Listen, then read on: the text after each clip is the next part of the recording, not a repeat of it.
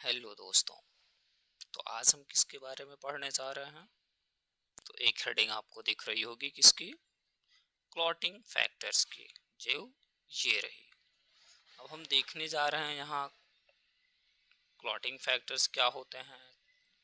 और आप एक हेडिंग देख रहे होगे यहाँ पे कोगुलेशन फैक्टर। तो मैं आपको बता दूं, कोगुलेशन फैक्टर कहा जाए या क्लॉटिंग फैक्टर कहा जाए, दोनों एक ही बात होती है। क्लॉटिंग फैक्टर होता क्या है, बनता कहाँ है, कितने प्रकार का होता है, ये हम इस वीडियो में देखेंगे। Clotting factors are protein in your blood. They help from blood clot to stop bleeding when you have injury. Clotting factor एक तरीके का प्रोटीन होता है जो हमारे शरीर में पाया जाता है, ब्लड में पाया जाता है। अब ये करते क्या है? क्लॉटिंग फैक्टर तो हमारे शरीर में पाया जाता है, लेकिन ये करता क्या है ये तो हमें पता होना चाहिए। तो कभी कभी आप ये देखते हो कि आप कुछ काम कर रहे हो, आपके हाथ में चोट लग गया या हल्का सा कट लग गया, आप सब्जी काट रहे हो तो हल्का सा कट लग गया, तो एक समय के बाद जहाँ कट लगा होता है वहाँ धीरे धीरे ब्लड आता है, लेकिन वहाँ जमना शुरू हो जाता है। उसी जमने को ही हम क्या कहते हैं? उसी जमने को हम क्लॉट कहते हैं।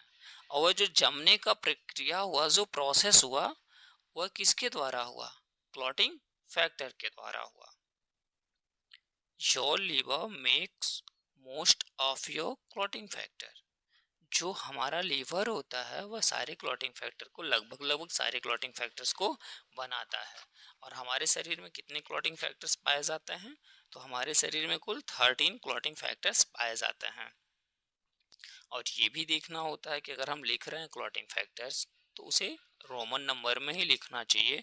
जैसा कि यहाँ आप देख रहे हैं, हमने भी सब रोमन नंबर में ही लिख रखा है, factor 1, factor 2, factor 3 also here.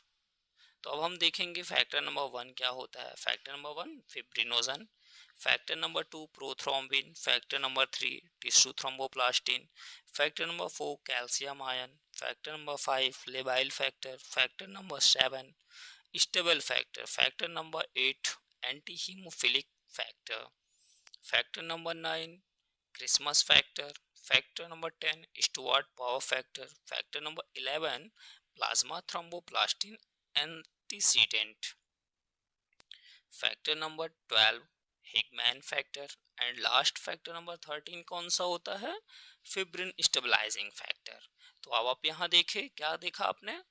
Clotting factor क्या होता है, बनता कहाँ है, इसका काम क्या है, और ये हमारे शरीर में कितने नंबर्स में पाए जाते हैं। तो अगर आपको ये वीडियो समझ में आती है तो प्लीज लाइक, शेयर एंड